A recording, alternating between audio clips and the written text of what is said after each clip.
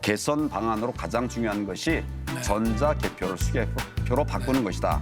이렇게 제가 이야기를 드렸는데 이 부분에 관해서는 동의를 하시나요? 전자개표로 수개표로요. 그렇죠. 지금 지난번에도 제가 전자개표가 우리 전자개표가 말씀드렸지만, 이런 문제를 일으키고 있으니까 독일에서도 전자개표가 위헌이라는 그 판결이 있다고 제가 말씀을 드렸는데 독일에서도 전자개표가 위헌이라는 그 판결이 있다고 제가 말씀을 드렸는데 독일에서도 전자개표가 위헌이라는 그 판결이 있다고 제가 말씀을 드렸는데 반쯤은 동의하시는 것으로 제가 이해를 하겠습니다. 저도 그때 얼핏 그런 얘기를 기사에서 봤거든요. 그런데 뭐 제가 그 개표 실무를 정확히는 몰라서 그러나 하여튼 조금이라도 의혹이 있다면은 좀 바로 잡는 것이죠. 하여튼 조금이라도 의혹이 있다면은 좀 바로 잡는 것이죠. 하여튼 조금이라도 의혹이 있다면은 좀 바로 잡는 것이죠. 바로 우리의 개표기였다. 네, 뭐 이런 점을 유념해 주시기 바랍니다. 바로 우리의 개표기였다. 네. 뭐 이런 점을 유념해 주시기 바랍니다. 윤석열 후보님께 질문하겠습니다.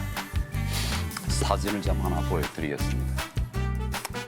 2018년 9월 유엔 안보리에서 미국 헤일리 대사가 이렇게 한 것입니다. 콩고에서 한국산 전자투표기를 사용하는 것은 역효과가 될 수 있다.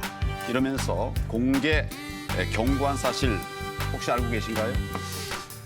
글쎄 뭐 얼핏 어디 유튜브 같은 데서 한번 들은 본 기억이 나긴 하는데 한번 이것도 보십시오. 2020년 작년 10월 16일의 신문입니다. 기사 제목은 한국산 개표기로 부정선거, 곤란한 키르기스, 결국 대통령 사임 사태, 이라크, 콩고 이어서 키르기스스탄도 부정선거 시비, 세 나라 모두 한국산 장비 투입 이렇게 되어 있습니다. 작년 10월 키르기즈스탄 총선에서는 한국산 전자 개표기를 사용을 했습니다. 그런데 대통령을 지지하는 범여권 정당들이 90%에 가까운 그런 승리를 했습니다. 결국 이것이 나중에 의석은 확보했지만은 부정선거로 밝혀져가지고 대규모 시위가 일어나고 또 대통령궁이 불탔습니다. 결국은 중앙선관위원장이 지난번 총선은 원천 무효다 이렇게 선언을 했습니다. 이런 내용 혹시 알고 계신가요? 제가 하여튼 들은 것도 같고 예. 정확히 잘 결국 총선이 부정선거라고 하는 이유로 키르기즈스탄 대통령이 사임했습니다. 작년 일입니다.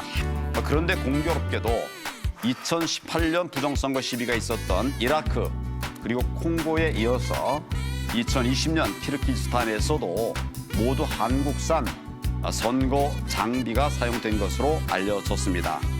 이게 과연 우연의 일치일까? 이런 걱정이 되고 너무 좀 이상하지 않습니까? 어떻게 이라크, 콩고에 이어서 키르기즈스탄까지 부정선거 시비가 일어나는 나라들마다 모두 다 한국산 장비를 사용하게 된 걸까요? 이런 보도를 보면서 후보님은 어떤 생각이 드십니까? 하여튼 부정선거다 아니다라는 문제를 떠나서라도 이런 선거의 공정성에 조금이라도 국민들이 의혹을 갖게 되면 한국산 기기를 썼다는 것이 문제입니다. 그래서 지금 제가 4.15 총선에 관한 이야기를 하고 있고 개선 방안으로 가장 중요한 것이 전자 개표를 수개표로 바꾸는 것이다. 이렇게 제가 이야기를 드렸는데 이 부분에 관해서는 동의를 하시나요? 전자개표로 수개표로요. 그렇죠. 지금 지난번에도 제가 우리 말씀드렸지만, 전자개표가 이런 문제를 일으키고 있으니까 독일에서도 전자개표가 위헌이라는 그 판결이 있다고 제가 말씀을 드렸는데 반쯤은 동의하시는 것으로 제가 이해를 하겠습니다. 저도 그때 얼핏 그런 얘기를 기사에서 봤거든요. 그런데 제가 그 개표 실무를 정확히는 몰라서 그러나 하여튼 조금이라도 의혹이 있다면은 좀 바로 잡는 것이 이게 좋지 바로 않겠나. 우리의 개표기였다. 네. 이런 점을 유념해 주시기 바랍니다.